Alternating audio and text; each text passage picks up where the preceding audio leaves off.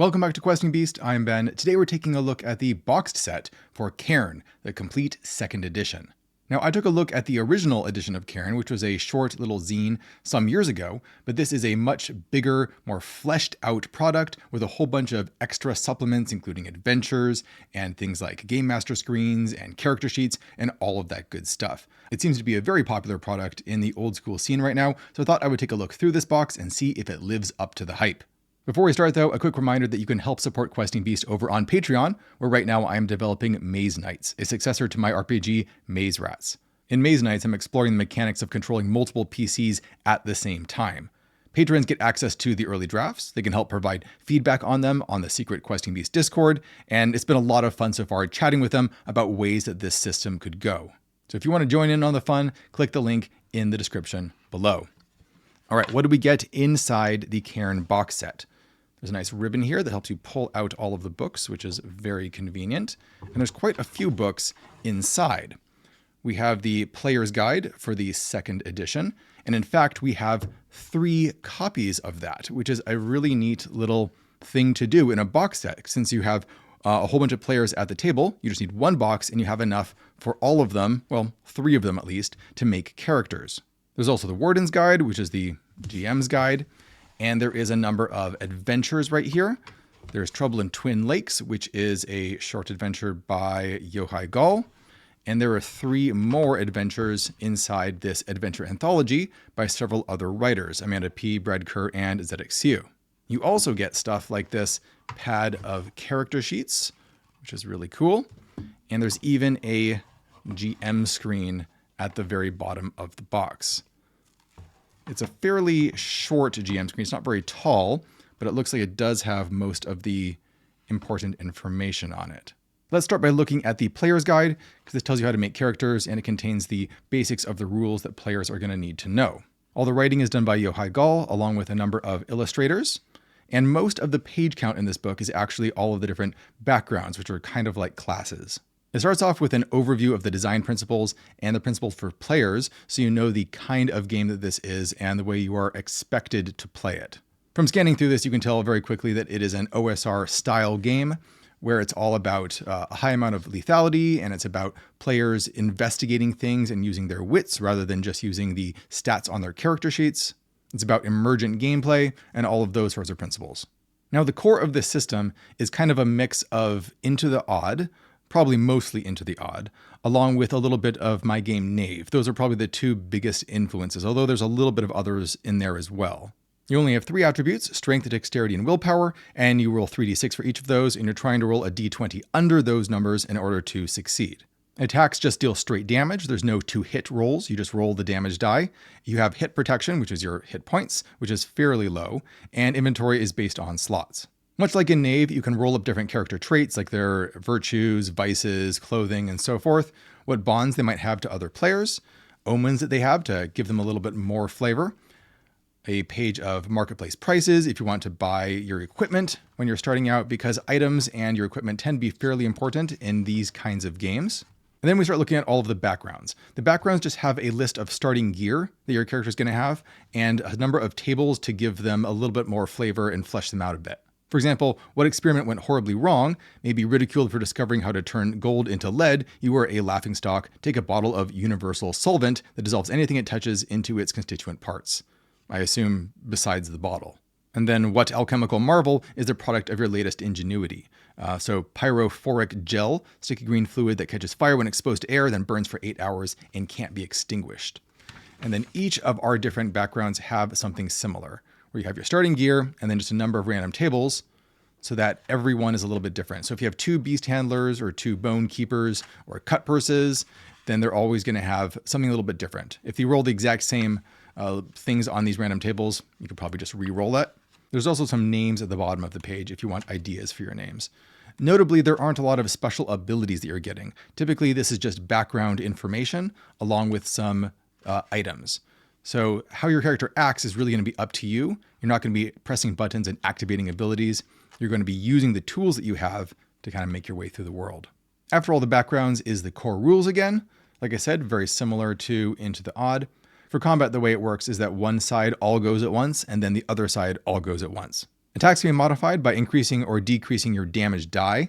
Attribute loss, so once your hit points go to 0, then it starts hitting your attribute points. And once one of those goes to 0, then you are completely out of the fight and probably dead, like if your strength goes to 0.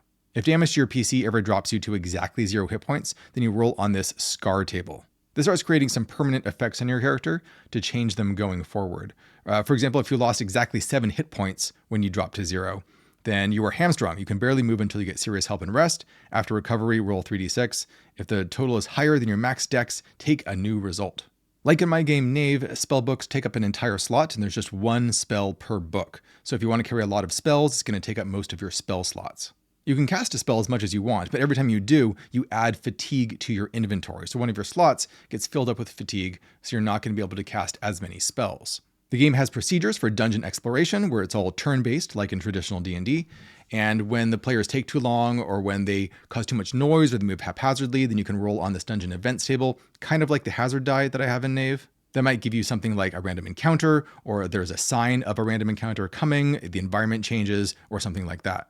Wilderness exploration uses 3 watches, so morning, afternoon, and night, and you use those as turns, where you take actions to move across the land and explore and do things like that.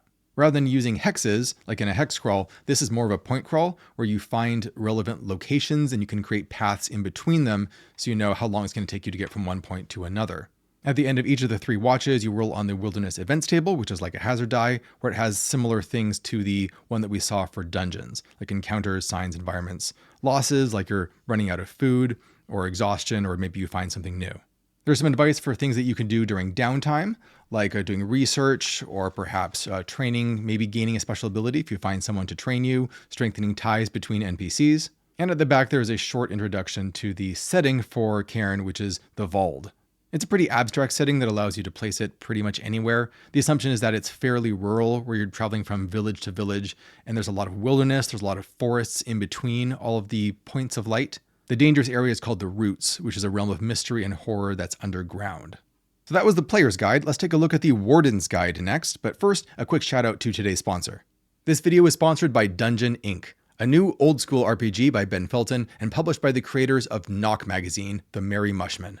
You play as monstrous employees of a mega dungeon corporation, tasked with delving the structure, slaying the pesky adventurers, and collecting your paycheck.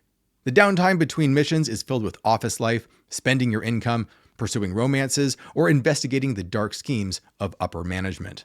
The Kickstarter includes a hardback book and a softcover mission booklet with 10 missions, and the whole thing is packed with some of the best fantasy artwork around.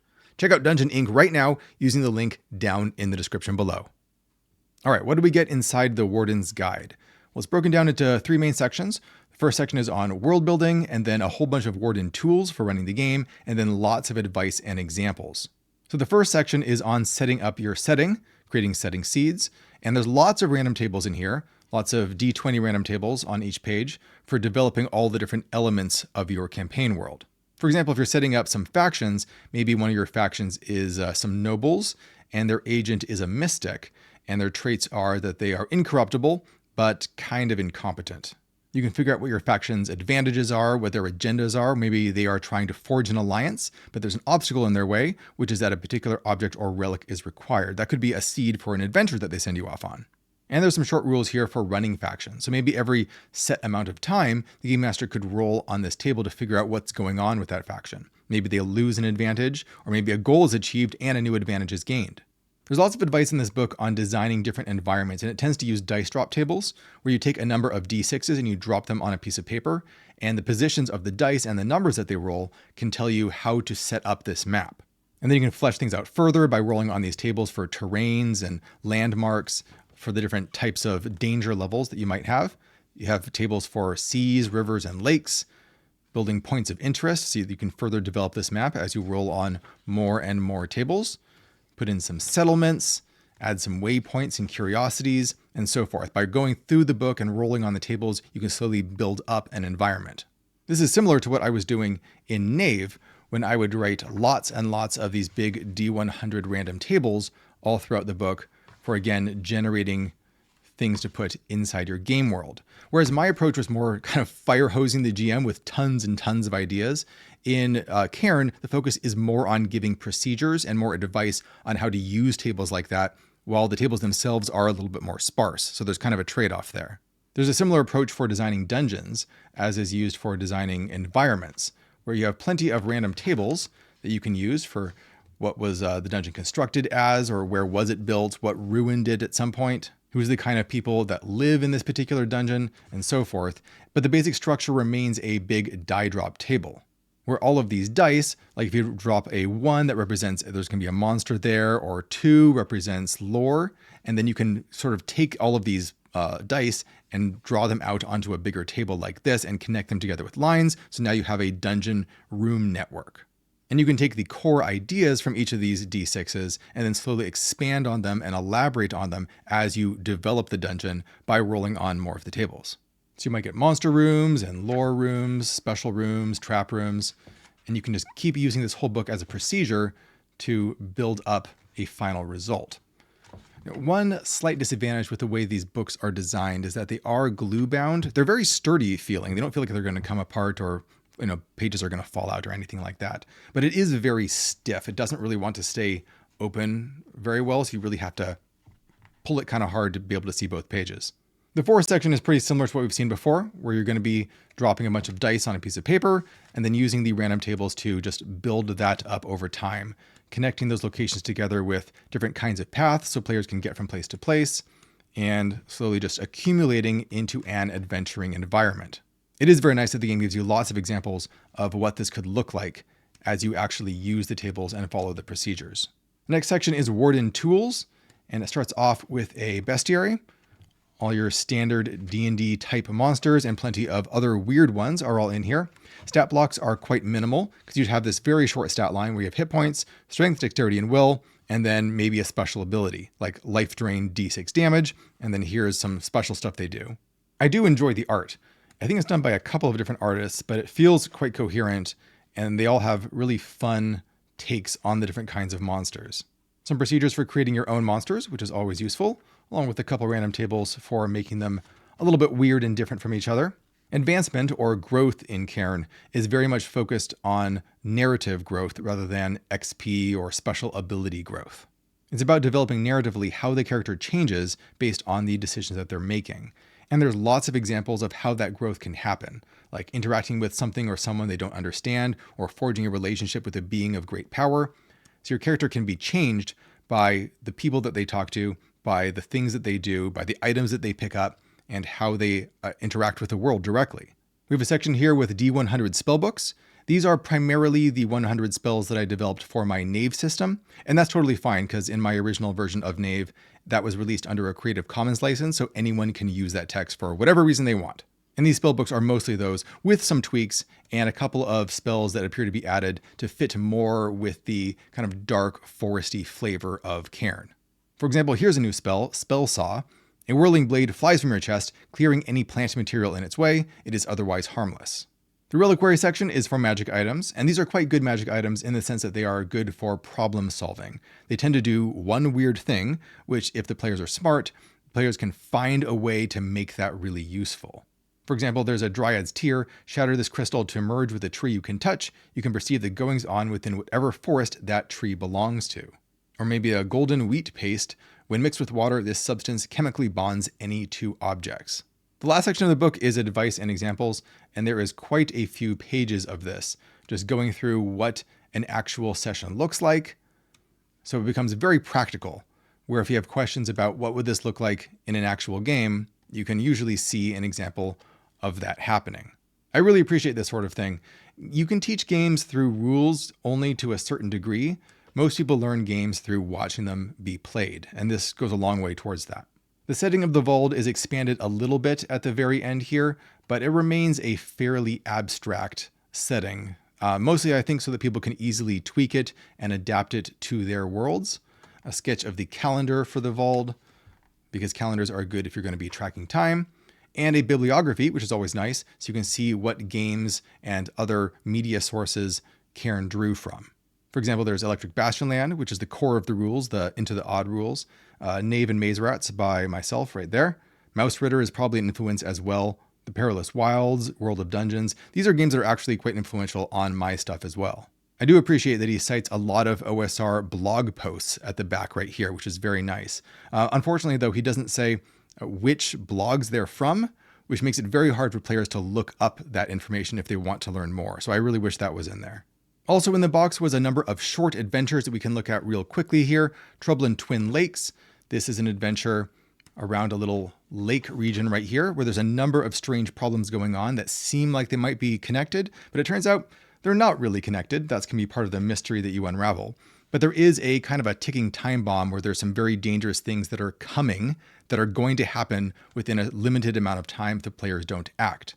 I think that's always really great to put a bit of pressure on them and to have the potential to dramatically change the setting based on what the players do. There's an ancient villain that's trying to return to life through human sacrifice, of course. There's a hapless NPC that's trapped in a time loop that you can try and save. And if you don't save him, then his time loop is powering a magic device, which will affect things. It's all written in a very practical, straightforward way, which I like. It's very easy to read all of the descriptions, and there's a lot of detail to all the different places that you can visit. Things are very well organized. You can quickly find the information that you need. If the players zoom in on what's going on this board, then you can immediately find that in the description. You don't have to read an entire section or a whole column of text. And there's a number of different major outcomes, like if the evil guy is reborn, if a gate gets opened, or what happens if both of those things happen, then your setting can be changed permanently. This adventure anthology was a lot of fun too. I really like this cover image. It's so weird, but it's certainly very memorable. The three adventures are pretty different from each other. The first one is a mansion crawl. The second one is more of a dungeon crawl. And the third one is a hex crawl. The mansion crawl reminded me a little bit of my mansion crawl, The Waking of Willoughby Hall, in that there is a lot of NPCs and factions running around inside it. There's plenty of ways that it can be explored, and there are just a number of different motivations and things happening. It's not the kind of adventure where you're just going from room to room, knocking down the door and killing the guys inside. There's people in this mansion that want stuff, and they are pursuing it while you are pursuing your own goals. That makes everything a little bit more dynamic and exciting because you can't quite predict how things are going to turn out. I love the little mini maps, which makes it very easy to figure out where you are all the time. And each of the rooms has a lot of detail. I'm the sort of person who loves to go through all the drawers and poke all of the walls and ask, well, what book is on the shelf over there? And this is the sort of adventure that actually gives you that information. The second one is very strange. This is Blood Marm Barrow. The blood marm is a living crystal from a trans-dimensional sea of blood. She takes root underground and flowers in darkness, sprouting obelisks that slowly stretch upwards. Her obelisk can steal the body parts of sentient beings foolish enough to make physical contact with her. And you're going to go down there and deal with it because this is causing problems.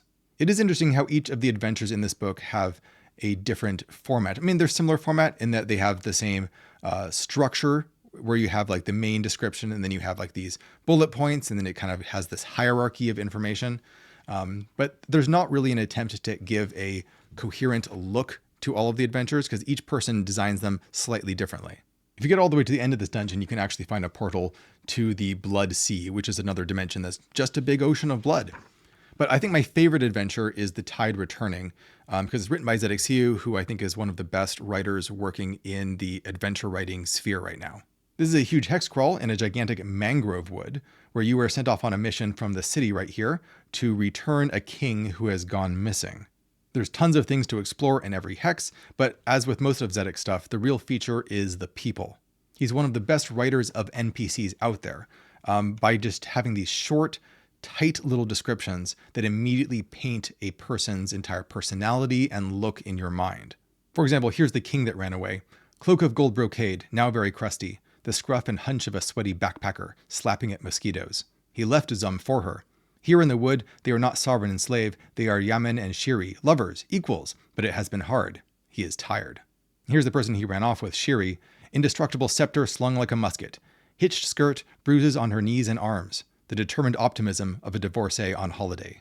That's so good, and the whole adventure is written like that, with these very clear, very evocative descriptions of not only of people, but of places and factions and events where the whole environment is painted very clearly in your mind. When you read the adventure, the whole location just comes to life, and it makes you very excited about the idea of running it and presenting it to your players. And of course, you have the Game Master's screen, which has, let's see what all the things that it actually gives you. You have the marketplace. Not sure how necessary that is. I don't know if players do a lot of shopping in-game. Maybe they do. Procedures for scars. so that you know what happens when you drop to exactly 0. Basic rules summary, procedures for dungeon events and wilderness events, because this is going to be rolled pretty frequently as you are exploring, and NPC tables, which are always great when you run into a random person. You need to figure out what their name is and what their goal is and what their virtue is. Here's what the image looks like on the side that's facing the players. It's a pretty short GM screen. It's like, I don't know, maybe 8 inches tall. So it's pretty easy to see over. If you use a GM screen, it could be just what you need. So that's it for the Cairn box set. Honestly, it's a great little package.